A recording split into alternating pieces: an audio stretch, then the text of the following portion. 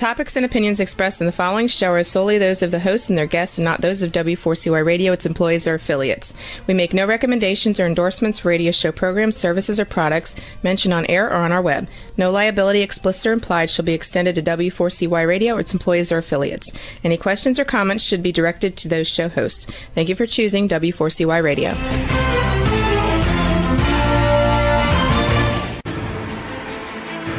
What's working on purpose anyway? Each week, we ponder the answer to this question. People ache for meaning and purpose at work, to contribute their talents passionately and know their lives really matter. They crave being part of an organization that inspires them and helps them grow into realizing their highest potential. Business can be such a force for good in the world, elevating humanity. In our program, we provide guidance and inspiration to help usher in this world we all want, working on purpose. Now, here's your host, Dr. Elise Cortez.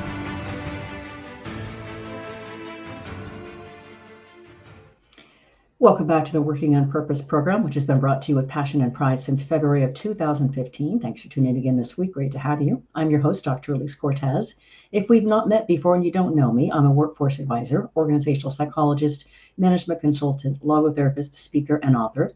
My team and I at Gusto now help companies to enliven and fortify their operations by building a dynamic, high-performance culture, inspirational leadership, and nurturing managers that are activated by meaning and purpose. Many organizations are not aware of just how critical it is to invest in developing their leaders and managers, not just for their own effectiveness, but also to avoid burnout and keep them fulfilled, and also that they can also measure and monitor the purpose experience in their organization to keep it working as an operational imperative. It's amazing stuff. You'll learn more about how we can work together at elisecortez.com, my personal site, or gusto-now.com. Getting into today's program, we have with us today Dr. Alexander Hutchison. He's a fitness and wellness expert based in Dallas. He is an athlete and coach, and he earned his PhD in exercise physiology. Professionally, he serves as editor-in-chief of Current Protocols, a leading journal in the life sciences, and he's the author of 4 different books. They are Exercise Ain't Enough, HIT, Honey the Hazda, The Swim Prescription, and the one we're talking about today, In Defense of Doping. He also has out An Unfair Advantage in Sports, The Body Matters. Dr. Hutchison is passionate about making complex scientific concepts accessible and engaging for his students, athletes, and readers. We're talking today about some of his ideas from his book, In Defense of Doping, and will situate why athletes are motivated to take performance-enhancing drugs, how their use is handled in and penalized across various sports, then how they play out in academia and music, and finally, how they drive to perform and achieve high results underlies performance issues and ethical matters in business today. Very, very interesting threads here today.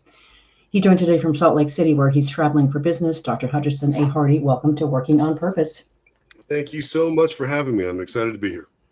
Yeah, I'm delighted that you come on and that I want to share the story of how we met. And this is the book that, of course, we'll be talking about, In Defense of Doping. So ladies and gents, both of us live here in the Dallas area, and we live close to this amazing park and body of water called White Rock Lake. And we were out running on a Tuesday, as I often do, and he was minding his own business at the water fountain, and I think I probably said something to him, and he, of course, engaged me in conversation. He said something about his work, being a publisher and an editor, and where he worked, and I said, oh my gosh, I have so many people, so many guests on my podcast, who published through you. And he said, I should come on your podcast as well. So that is how we met. And I have got to tell you, Alexander, I really, really was rocked by your book. It is a damn good book, and I'm convinced of your case. And so let's take it. We're going to usher in our listeners and viewers into, I think, a really, really meaty and really important topic that I think is not understood at all. Mm-hmm.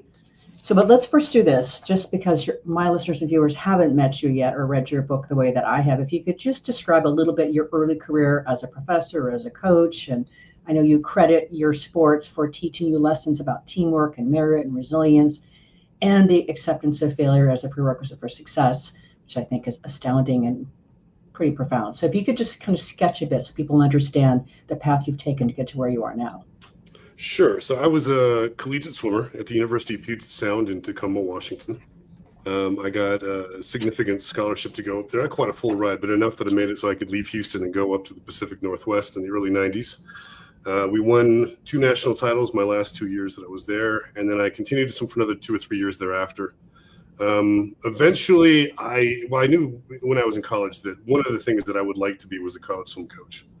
And I was told over and over again, if you want to do that, you're going to have to get a master's degree. So in 99, I went back to school to get my master's degree.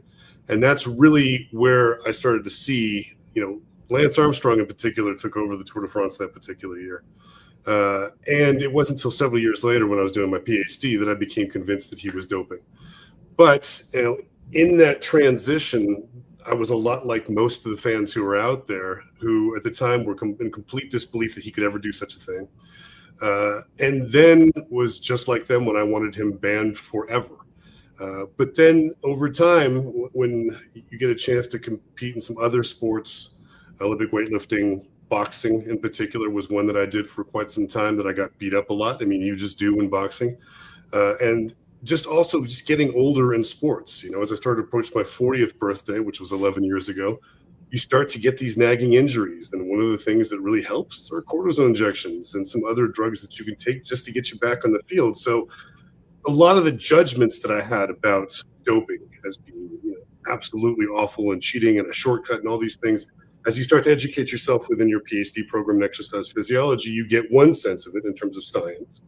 But then on the other end of it, you get the sense of some amount of empathy in terms of what it means, particularly if that is your profession and not just a hobby that you're doing on the side. A lot of the folks who are in sports are not multimillionaires. They have mortgaged their entire lives to be in that particular sport. And if a nagging injury comes along, they're left with a choice of doing something that could be considered unethical or hanging it up for the day. And if it's a once every 4-year opportunity to go to the Olympics, I'm not sure how many people would actually honestly do that. I was a professor for a number of years at 3 different institutions and was very happy in that role. But my wife always made more money than I did. And so her job took us from San Antonio, where I was a department chair and associate professor, to Dallas. And I spent one last semester at UNT, but that commute was brutal. And I did not like the demotion down to assistant professor again. So I took a job in publishing, doing stuff that I've been doing for free for many years. And now I work for Wiley, and I have for the last 3.5 years. And as you said, I'm editor-in-chief of Current Protocols. So it's been a progressive, long journey up to this point. And most of my initial work was just delineating the science of sports for people to understand in a way that was, more palatable than if you were to read a science journal. But then, I wanted to do something not necessarily edgier for the sake of it, but because I had these thoughts. So that's why In Defense of Doping came out. And then my most recent book, An Unfair Advantage, which is about the science of trans women in sport. And it is not a book about bigotry or hatred or anything like that at all. But I invite everybody to read the books and let me know what you think. Well, Alexander, like I said, you really, really gobsmacked me. I was one of those people that was sitting on the sidelines judging about the whole drugging thing, and you really did enroll me into your central thesis of your book. So let's talk about why you wrote the book and what it is you're trying to convey. Sure. So it's important that people who are sports fans have a sense as to what these drugs are, what they do, why people take them, and what are the potential motivations behind cheating. It's only cheating because the people who run the sport say it is. If those rules change tomorrow, then it won't be cheating anymore. A number of these different drugs and practices have been around for many, many years, and they were not made illegal until relatively recently within the history of sports. Now, the one that I focused on the most in the book and just in general is road cycling. So the Tour de France just finished Sunday. I watch it religiously every single year. But that particular sport has a long, dark history of doping that dates all the way back to the very first Tour de France in 1903. Back then, people would take these horrible concoctions. They would take heroin, they would take opium, they would take mostly brandy and wine would be the lower end things, but they would take strychnine, something that we typically associate with being a poison because it's a remarkable stimulator of muscle contractions. So imagine that. You want to win so badly that you are willing to drink what is poison in order to actually have an opportunity to win. So that gives you a sense as to the mindset of people who are competing in these particular races. And when you think of their alternatives in, pre-World War I France, there weren't a lot. You could try this and make a fortune and establish yourself and your family for years to come, or you can go work in a foundry or a factory or a farm and basically have a subsistence existence. For some people, they're fine with that. For others, no, they want more, and they're willing to do just about whatever it takes to get to that next level, particularly if it's only about doing something to their own bodies, because that's their choice to do, obviously. So the reason for writing the book is hearing these same tropes time and time again. Taking steroids is a shortcut. That is a complete misconception. If anything, taking steroids is the long way to go, because it allows you to train harder and longer than you could if you didn't take them. So you're not just sitting on the couch with 2 beers and injecting yourself with testosterone and then becoming a star athlete. You have to obviously do the training that comes along with it, and you can do more training if you do these particular drugs. And that's the primary reason people take these things. So hearing that time and time again, you wanted to just say, well, wait a minute, let me just explain a few things to you. And then you add into that, and I'm sure we'll talk about this in a minute, when you really look at society, the vast majority of us, maybe not all, but the vast majority of us are taking some drug as a pharmaceutical or an illicit drug that's serving the purpose to enhance our performance in something in our lives. And when you think of it that way, then a lot of this comes down to a level of hypocrisy that people just can't reconcile unless they're being truly honest with themselves. Mm-hmm. So beautifully explained. And that's another thing that I really liked about your book. One, it is, damn well written, of course, and it's also very entertaining. I am not a sports nut, Alexander. I don't watch sports. I don't follow sports. I'm lucky if I know what season goes with the right sport. Honestly, that's where I am. But I learned so much about sports and how you taught about the different sports and how drugs are used in them and also punished within them, which is really, really, really interesting. And I think what's also interesting too is I appreciate your empathy to understand these humans and why they're taking these drugs. And you help us understand, which we'll weave throughout this conversation, that part of the problem in all this whole thing is that the only person that's held accountable for the use of these drugs is the athlete, not the owner organizations that own the clubs or the sponsors or the whatever. The only one that gets punished is the athlete. So that accountability needs to be really examined. And I want to make sure that that is heard by you listeners and viewers. This is such an important part of your point. That's correct. So when we look at that, I'll give you we can go to the Tour de France, but let me go over to baseball real quick. In 1994, there was a work stoppage that led to the cancellation of the World Series for that year. And when they finally came back several games into the 95 season, attendance was way down because the baseball had thoroughly upset the fan base, who was not interested in hearing about an argument between millionaires and billionaires. They just wanted to see the great American pastime. And attendance stayed down until 1998. And that was the summer that Mark McGwire and Sammy Sosa had this home run race to try to beat Roger Maris's record of 61 home runs. Now, it's remarkably unusual to have 2 different athletes at the same time going for the same record. And in 1998, actually, there were 3 because Ken Griffey Jr. started off the season pretty hot, although he faded away about midway through. But you have these 2 athletes that are in the same division with 2 very old teams, the Cubs for Sammy Sosa and the St. Louis Cardinals for Mark McGwire, same division. And, they're going tit for tat back and forth, getting close to breaking this record. And then it comes down to basically a 3-game series in St. Louis between the Cubs and the Cardinals. You could not script this any better. And then finally, obviously, Mark McGwire broke the record. But then the race wasn't even over. It continued on to the end of the season because there were still 17 games left. And then they ended up at 70 and 66 home runs with McGwire and Sosa, respectively. And in addition to that, you had Roger Maris's family that was at that final game where the record was finally broken. They were all brought out onto the field to celebrate in kind with the rest of the people who were present. So it was this amazing crescendo of sports lore that happened in this one go, and that it really saved baseball. It truly did. And then 5 years later, we have congressional hearings, and then again in 2005. So in 2003 and 5, that basically just tore all of that and threw it under the bus and ruined it forever. Now, there's no possible way that the administration of baseball didn't know. Whether Bud Selig wants to admit it or not, that's a different story. There's no way that they should have not possibly known. It's not possible. If anything, you can look at the number of home runs that were being hit, and it was significantly higher than it had ever been before. So there's one thing. And then the simplest thing of all is just to look at the players themselves. Yeah. Now, Sammy Sosa started his career as a string bean, and then he exploded into this massive person. Mark McGwire was always a big boy, but not like he turned out to be later in his career when he was juiced. So all you had to do was just pass a simple eye test to see that and know for sure that something is not quite right here.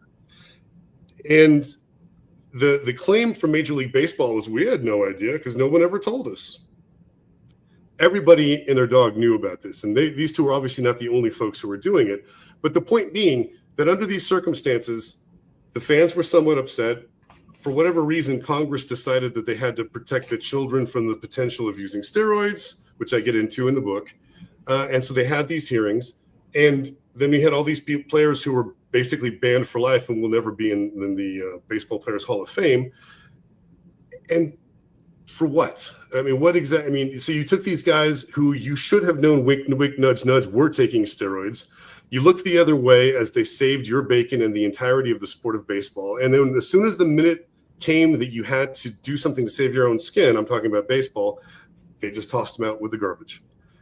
This has happened time and time again. The same thing happened with Lance Armstrong in the Tour de France. In 1998, the same year that Sammy Sosa and Mark McGwire were doing their thing, we had the Festina scandal in the Tour de France, which was effectively the Festina team was the #1 team in the world at the time. And one of their workers, one of their masseuses, was pulled over at the French-Belgian border, a typical traffic check. His vehicle was chock-a-block full of steroids and other illegal drugs that were purchased illegally and were going to be used, obviously, by the team. So the Festina team was pulled out. Several of the teams pulled out. The tour almost canceled that particular year. And so you're looking at this, and they called that, the race of misery or whatever I think that was actually called. The next year is when Lance Armstrong shows up coming back from his testicular cancer, almost dies, and here he comes and he wins the Tour de France out of nowhere. So this was called the race of redemption. And he saved the Tour de France. It may have continued on, but it certainly would not be the event that it is today. Yeah. And again, go ahead. I'm going to say we got to take a quick break here, but sure. I love your passion, and by the way, ladies and gents, it shows up in the book just like that. It's just the same voice in the book, so you're going to love reading this. Hold that thought. We'll be right back. I'm your host, Dr. Elise Cortez. We run on the air with Dr. Alexander Hutchison. He's a fitness and wellness expert based in Dallas, who is also an athlete and a coach. Professionally, he serves as editor-in-chief of Current Protocols, a leading journal in the life sciences. We've been talking about the motivations behind why professional athletes are motivated to take performance-enhancing drugs and some of the accountability and issues related to it. After the break, we're going to talk a little bit about how drug use shows up and is punished in different sports. We'll be right back.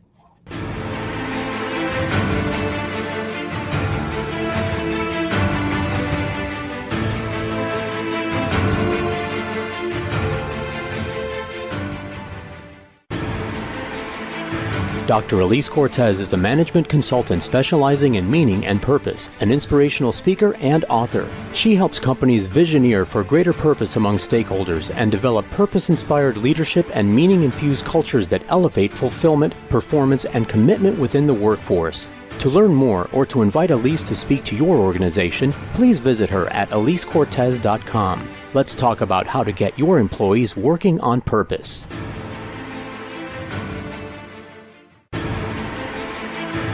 This is Working on Purpose with Dr. Elise Cortez. To reach our program today or to open a conversation with Elise, send an email to Elise, A-L-I-S-E, at elisecortez.com. Now, back to Working on Purpose.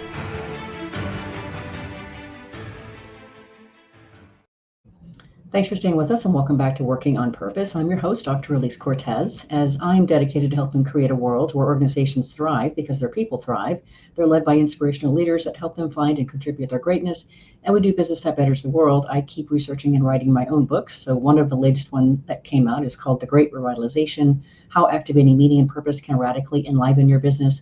in order to help leaders understand today's discerning and diverse workforce. What do they want from you to give their best performance, engage their talents, and stay? And then I provide 22 best practices you can fold into your operations to provide that for them. You can find my books on Amazon or my personal site, elisecortez.com. If you are just now tuning in, my guest is Alexandra Hutchison, PhD, author of 4 books: Exercise Ain't Enough, HIT, Honey the Hazda, The Swim Prescription, In Defense of Doping, and An Unfair Advantage in Sports, The Body Matters. So you were situating, before we went on break, of course, how baseball was saved by the 2 baseball players, Sosa and McGuire. And then, of course, how Armstrong is really credited to really saving and advancing and greatly popularizing cycling. Before we get into a little bit more about how drug use shows up in these different sports, one thing I want to bring home that you've been saying, but we haven't said it outright yet, and I think it's important to say. You say in the book, the take-home message is that sports are anything but inherently fair because they are created by and for humans who are innately wired to be unfair. The negative impact that money has on sports far outweighs any potential threat posed by performance-enhancing drugs, and in my opinion, is one of the biggest motivations to dope. So the money piece, ladies and gents, is really important to get your head around here. Did you want to say anything else about, we're going to talk about, of course, cycling first here. Did you want to say anything else about what you're situating about the tour before we go on and talk more about cycling? Just that one point that, obviously Armstrong has been banned for life. It is, since the time that he came forward on Oprah to talk about his doping, which was 2010, or actually 2012, there's been a number of other cyclists who are contemporary to Lance Armstrong who have since come forward and explained that they too have doped. They have not been banned for life. So it was basically judged that it was so egregious what he did, and I do think the things that he did to cover up his misgivings or his misbehavior were awful. But I don't think that it was justifiable to actually kick him out of forever. So for the 7 years that he won the Tour de France, there's nothing. There's no one listed as the winner because they know that they can't elevate anyone up to that position who wasn't doping too. So again, it's that sense of unfairness with the way that the rules are adjudicated that I find most offensive. So what's also fascinating to me is, one, you go through and explain all the different kinds of drugs that are used in sports to enhance performance, which is also just fascinating. But then also how they're used differently by the different sports. Like, for example, I learned, if I have this right, that in cycling, a lot of the drugs are used for recovery purposes because it's such an acutely endurance sport, right? And the other thing that I want to situate around that too, that as we talk about how drug use is different in each of these sports, is you do situate in the book how, part of the contribution to maybe people drugging or doping as much as they are in cycling is that the organizers are making the courses extremely difficult. And yes, that means that you get more viewers on TV watching it. The climbs are interesting. You talk about the increased climb scores that are going up that indicate what's going on.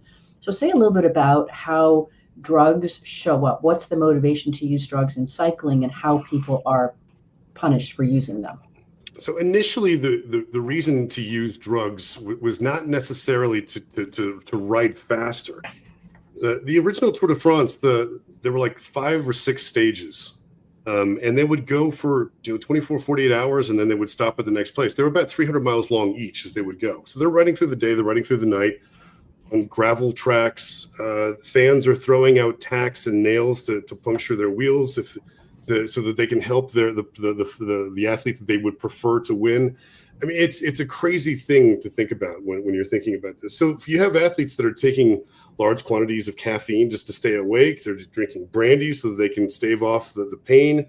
When amphetamines became available in the late 30s and after the World War II, that would be the drug of choice. That's still stuck around for a very long time.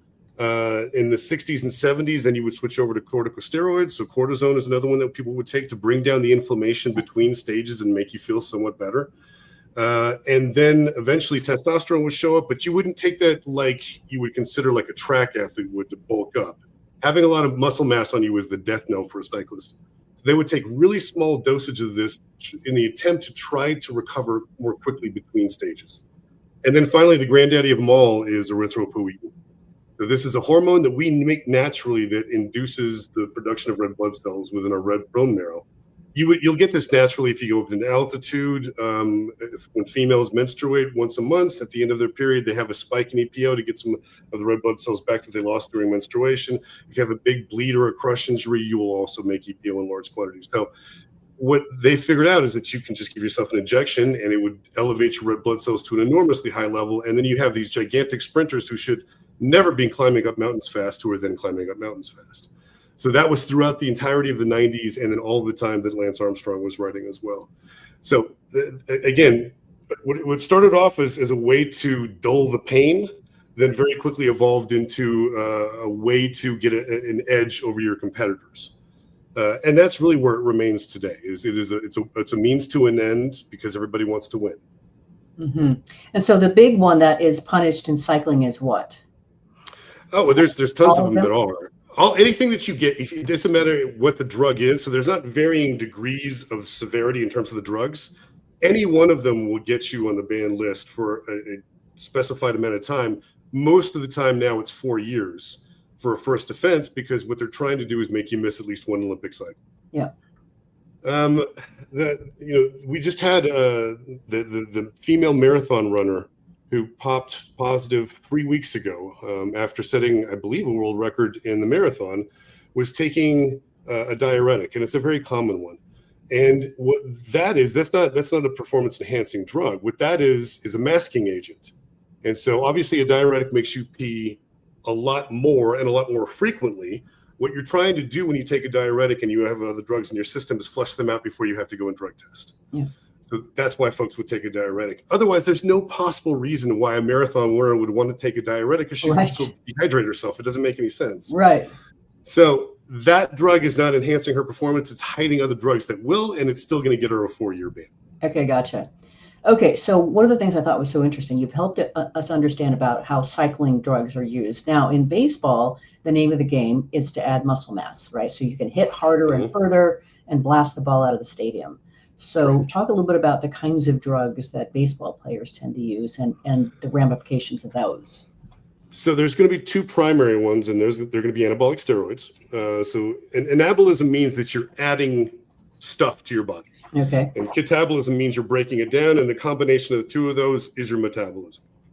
So anabolic steroids allow you to accrete or add on muscle mass. And what that does is, with a swing of the bat, you're generating more power than you would if you had smaller muscles. The ball's going to travel farther. And so what you'll hear from people who are not so much in the know is they'll say, well, it doesn't help the person's reaction time. It's still baseball. They still have to hit the ball. No question.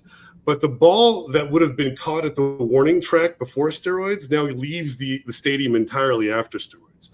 So obviously there's that part. The other drug that they will take most frequently is human growth hormone. Now, just like it sounds, that is a drug that allows you to add additional mass, but we're not so much in the muscle end of things. Where you see that working is with the connective tissues. So what I'm talking about there are tendons, which attach muscle to bone, and ligaments, which attach two bones together at the joint. Okay, those tissues have very poor blood flow to them. So when they get injured, they don't heal up very quickly. Most of the time when one of those gets injured, it's going to be surgery. So what you see with steroids is that they make the muscles big fast. And when the muscles get that big that quickly, they put an enormous strain on the tendons and ligaments that just can't keep up. And so you see ruptured tendons all the time. Mm. So HGH does help those connective tissues actually increase in size and become bigger and stronger. So oftentimes athletes will take these in conjunctions to at least eliminate the severity of potential injuries down the line. And a lot of athletes will take it after they've been injured to try to heal up quicker. It's fascinating. And of course, we've now illustrated why they're so motivated to do that. Mm-hmm. Now then, let's talk about tennis.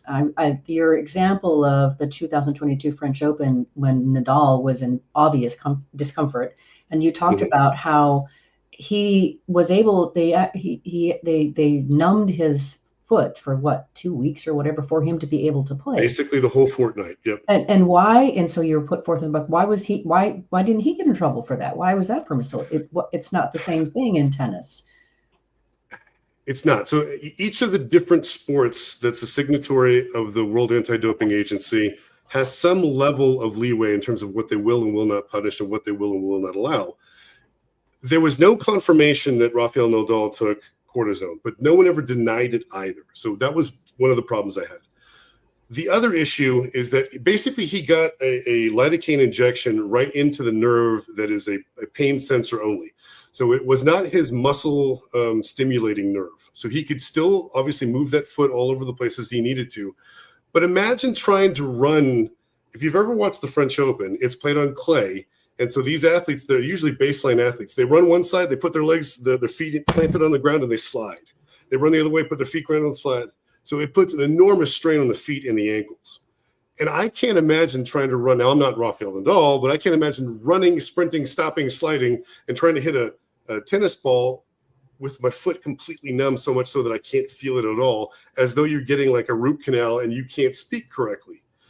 And when we're talking about the three primary rules for why it is that we ban particular substances or practices, one of them is that it's potentially harmful to the athlete. Well, I can't think of anything more potentially harmful than having a completely numb foot for 2 straight weeks.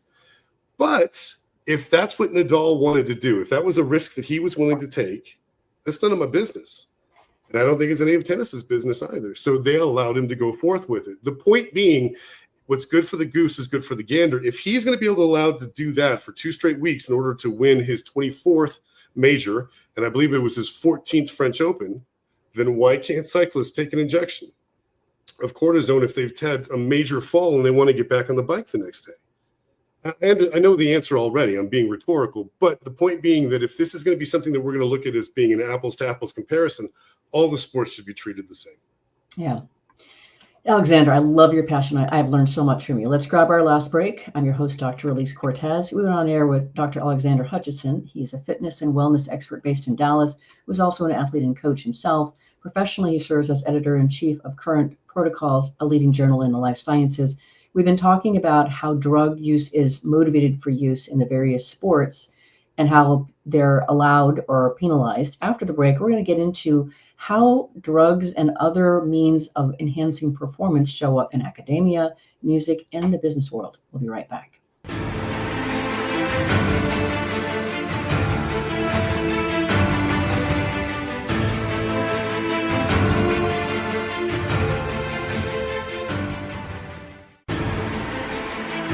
Dr. Elise Cortez is a management consultant specializing in meaning and purpose, an inspirational speaker and author. She helps companies visioneer for greater purpose among stakeholders and develop purpose-inspired leadership and meaning-infused cultures that elevate fulfillment, performance, and commitment within the workforce. To learn more or to invite Elise to speak to your organization, please visit her at elisecortez.com. Let's talk about how to get your employees working on purpose.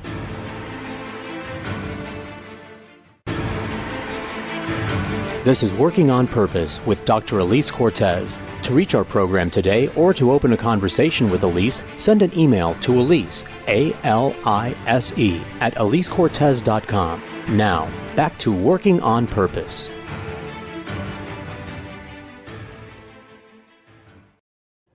Thanks for staying with us and welcome back to Working on Purpose. I'm your host, Dr. Elise Cortez. As you know by now, this program is dedicated to empowering and inspiring you along your journey to realize more of your potential.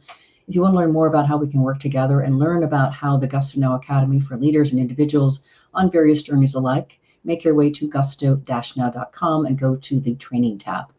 If you are just now joining us, my guest is Alexander Hutchinson, PhD, author of 4 books, Exercise Ain't Enough, HIT, Honey the Mazda, The Swim Prescription, In Defense of Doping, and also the latest one, An Unfair Advantage in Sports, The Body Matters. So in the last conversation, talking about how drug use is motivated in the various sports, I found it really fascinating to have you start sharing how you started to first notice it showing up in the classroom when you were teaching. So let's talk a little bit about that. Sure. So this was my second to last year of teaching. So this would have been around 2019. Before we had a big exam, I would always have a review session for anybody to show up and ask questions that they still didn't understand about the topics that we were going over. And at this one particular session, and most often the people who showed up were all my A and B students. It was never my F and D students who ever showed up to these things. Okay. So you have your highly motivated kids who are there. And so one of my kids shows up, and before we get started, pops out a prescription bottle, gives it a quick shake, pops it open, and then takes a quick pill, and then starts motioning around to everybody else in the class. I'm like, hey, what are you doing? You can't just give out prescriptions. And then, it turns out that it was not Ritalin, but the other ADHD medicine. Adderall. I'm sorry. Adderall. There we go. And so I started asking around, who all takes Adderall in here? And there was about 15 of my students there, and all but 2 raised their hand. And so I asked him, why do you do that? And, you guys obviously don't have ADHD if you're taking it from someone else. And I asked the student who actually had the bottle, do you have a prescription? No, I just brought it off my roommate. He doesn't take his anymore, but he still refills them. He sells them. Okay, so there's a lot to unpack here, and so it turned out that it helped them all focus, but beyond just helping them focus in the classroom, it would help them focus when they were playing sports. It would help them. It would give them more confidence when they were in interchanges with the opposite sex or even the same sex. Some of my gay and lesbian students had the same story as well. When they would go to a party, that would be their drug of choice because it made them more comfortable to speak to people. Mm-hmm. I never knew any of this, no idea whatsoever. So I've got 6 classes that particular semester. I did a little impromptu survey. Don't identify yourself. Just tell me, have you ever taken Ritalin or Adderall? Adderall. Mm-hmm. Yep. Do you have a prescription? And those are the only 2 questions, basically. And I was shocked to see that it was a huge number that came back in terms of the percentage. It was well over 50%. It was a huge number. All of them taking it without a prescription. That is a performance-enhancing drug. Yeah. When I went to speak to some of my other professors, my colleagues, they're like, well, I don't know what you're going to do about it. I was like, well, I'm not really looking to do anything about it. I'm just surprised that this is actually happening. That then extended to, having conversations with some of mine and my wife's friends about just that. And they would come up and say, well, I do the same thing. Particularly, this was an accountant who I was speaking of. When tax season rolls around, I need additional focus. I just take some Adderall. And my doctor prescribes it to me for a couple of weeks, and then I don't feel it anymore. And then the next time around, I do it again. And I said, and we were talking about this in relation to doping, and she kept insisting, yeah, but that's different because that's in sports. That's cheating. Like, well, how is this? I know it's not cheating per se, but it's still a performance-enhancing drug. And with that particular person, there was no getting through that she was not going to see it that particular way. Mm-hmm. Yeah. And that's why I think this is such an important thing to talk about. It's like all these other horrible people in the world doing these terrible things, but not me. I'm not part of the problem, but actually you really are part of the problem. So let's do this. Let's talk about first musicians, and then we're going to move more into the business world and even the case about the individual at the birthday party. But I was astounded. I certainly go to the Dallas Symphony, and you talk about musicians, they compete for their positions just like football players do.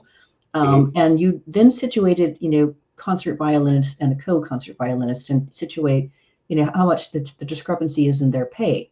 So thinking about how that would motivate someone to be able to want to take performance-enhancing drugs to compete for that position. Can you kind of situate the music piece here with performance-enhancing drugs? So I was watching World News Tonight sometime, and this particular story came up about symphony musicians who take beta blockers. Now, a beta blocker is a drug that blocks the adrenergic receptors throughout our body, but particularly on our heart. So if you get into a fight or flight situation, which is where you're just nervous and you get sweaty and your heart starts to pound, that's performance anxiety is what they call that. Yeah. You don't want to take something like Xanax because then it makes you kind of loopy, you can't perform. But you take a beta blocker and it makes it so that your heart does not beat as fast, which is one thing. But just as importantly, it doesn't beat as hard. So it makes it so you can have nice, steady hands, whatever your instrument of choice is. So there is a national organization that is dedicated to symphonic musicians. And they regularly will send out surveys about different topics. In this case, they sent out a survey questionnaire specifically about taking beta blockers. And of the people who returned the survey, and it was a significant number, upwards of 75% had admitted that they took beta blockers, and around 45% of the total number who took it or took the survey stated that they thought that it had an impact on their performance. So that is a performance-enhancing drug. It is absolutely no different than what an athlete would do, with the exception being that when you and I go to see the symphony, we don't necessarily, I'd say most of us do not at all, have emotional investment in what's about to transpire on the stage like we do if we go to a sporting event. Mm-hmm. So it's much easier for me to buy way into a particular athlete as being a hero, and then to be let down and disappointed in finding out that that person was not all that I thought they were going to be, or her. Yeah. Not going to be the same situation as far as symphony musicians are concerned. But to your point, it is competitive. It is even more competitive to get one of these spots on a big symphony, because there's only a handful of them, than it is to get a spot on an NFL football team. The total number of people who are coming out of college who have a music performance degree is way bigger than the total number of potentially eligible draftees into the NFL. Mm-hmm. And so you have tight competition for a very, very small number of spots. And the average shelf life of a symphony musician is much longer than the average shelf life of an NFL player, which is 2 or 3 years max. So the turnover isn't as great. So when these things come up, obviously they want to compete for it. And they do get a big difference in terms of how much they get paid, for sure. But there's also just the prestige of being the first chair, in the first section. That's a big deal. Yeah, yeah. Okay, so I think you made a strong case for, the motivation for taking performance-enhancing drugs in various places. Now let's finish this conversation and bring it into the world of business. If you could just quickly touch on the case with Margot. You were talking about, the stuff in tennis that was going on, and she started talking about how she takes something and she was up for this big promotion which came with a substantial bonus and a big raise, etc. So you are engaging with her in conversation and saying, but hey, it's the same thing. So share a little bit more about that case. What was she taking? She was taking Adderall. Adderall, okay. Because it's just, she was the tax accountant who she was the same one. Wanted to clear a certain number of these big accounts. Okay, she was the same one. And get them right. Mm-hmm. And so I was asking all these questions myself because I never knew how accountants worked or how they were judged. But there's obviously you can get a big tax bill through for a particular corporation or individual, and also avoid getting audited. That's a big thing. Yeah. So there's a lot of pressure to perform, as there is in any business enterprise.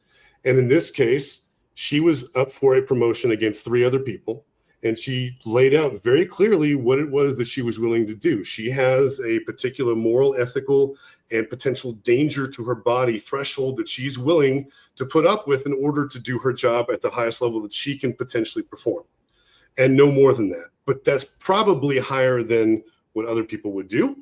And then it's also, it's not illegal because her doctor is actually giving her a prescription, but for the other people who are doing this without a prescription, it is illegal.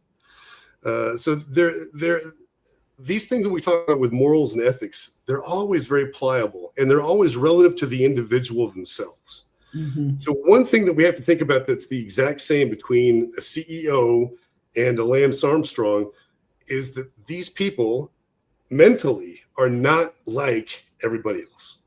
Everybody else has a threshold in terms of how much they're willing to do as a workaholic or not, and most people are not willing to go there. But some folks have an absolute drive to get to the next level, to climb the next mountain, whether it is in business space or whether it is in competition. They want that challenge to be met, and they want to get over the top. And whatever it is that they have to do within reason, they have their own reasonable limits, they're going to do.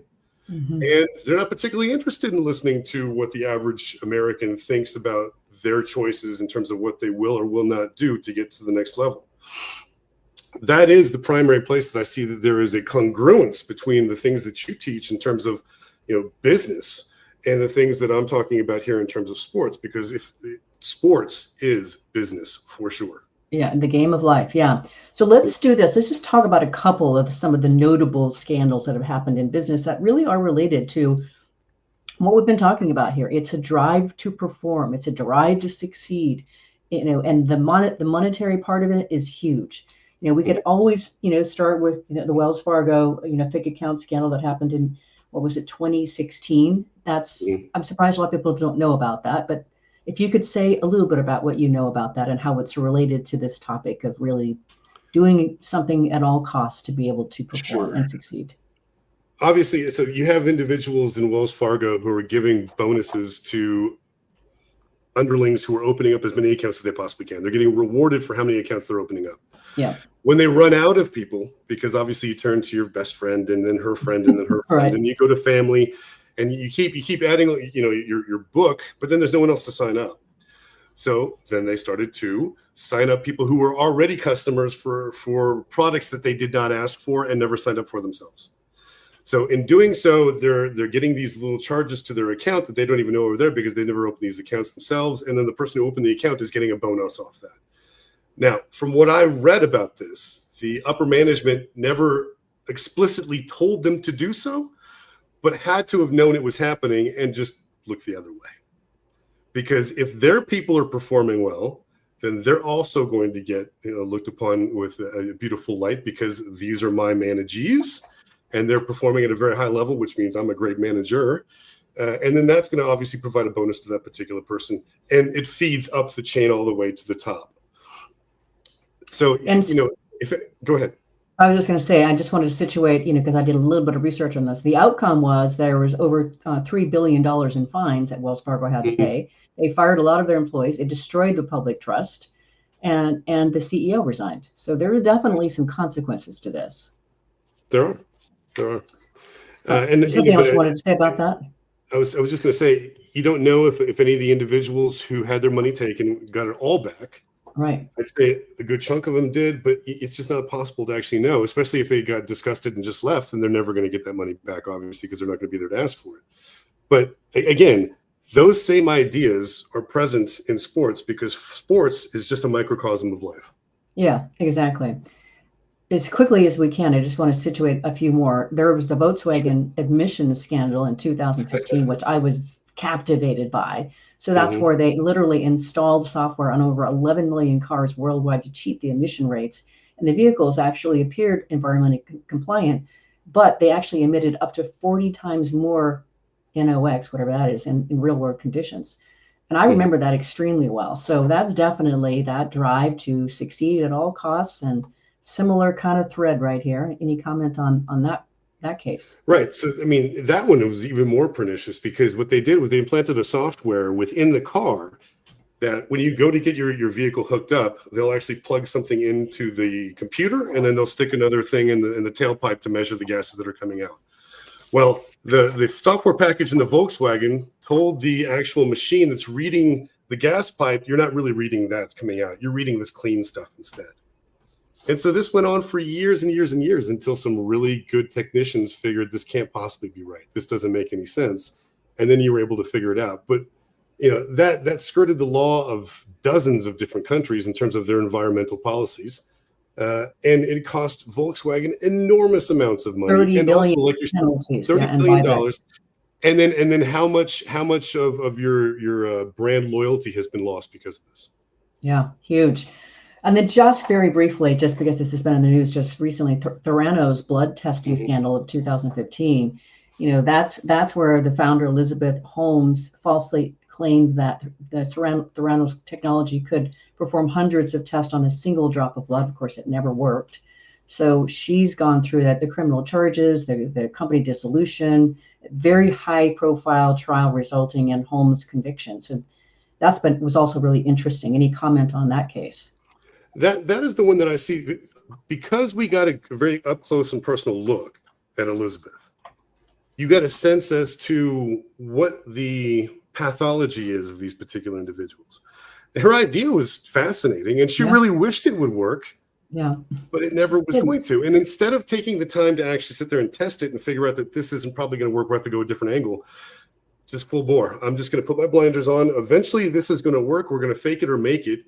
Even though everybody around her is telling us this is never going to possibly work. It can't possibly work. They just kept on going and defrauding their investors over and over and over again. And then when it came time to pay the piper, she made these, what I feel were quite ridiculous claims that was the other person within the corporation who was, she was in a romantic relationship with him and he was physically abusing her and making her do this stuff. But they had tons and tons of evidence that wasn't the case. Yeah. I so wish we had more time, Alexander. This has been just a fascinating, riveting conversation. I'm so grateful. I literally ran into you at White Rock Lake. You said yes. You came on. Thank you for being on Working on Purpose. It's an amazing conversation with you. I can't thank you enough for having me, and I hope there's another opportunity for us to talk in the future. Oh, you can run, but you can't hide. And I'm pretty fast. Listeners and viewers, if you want to learn more about Dr. Alexander Hutchinson's book or his books or his work, you can find him first on LinkedIn, just as his name, Alexander Hutchison. So it's Alexander, and then Hutchison is spelled Hutchison. You can also find him on Amazon under the listed authors as well, along with all of his books. Last week, if you missed the live show, you can always catch it via recorded podcast. We were on air with Carlos Hoyas. He's a fellow Forbes Council coach with me who lives and works in Brazil, doing business in Portuguese, Spanish, and English. We talked about the role of self-leadership in building dynamic teams and creating a strong corporate culture. And we embraced throughout the conversation how leadership, first and foremost, is an inside job. Next week, we'll be on air with Davin Salvagno talking about his new book, Thieves of Purpose, Overcoming the 12 Mindsets Robbing You of Your Potential. See you then. And remember, work is one of the best adventures and means of realizing your potential and making the impact we crave. And it can give us the opportunity to do business in a way that betters the world. So let's work on purpose. We hope you've enjoyed this week's program. Be sure to tune into Working on Purpose, featuring your host, Dr. Elise Cortez, each week on W4CY. Together, we'll create a world where business operates conscientiously, leadership inspires impassioned performance, and employees are fulfilled in work that provides the meaning and purpose they crave. See you there. Let's work on purpose.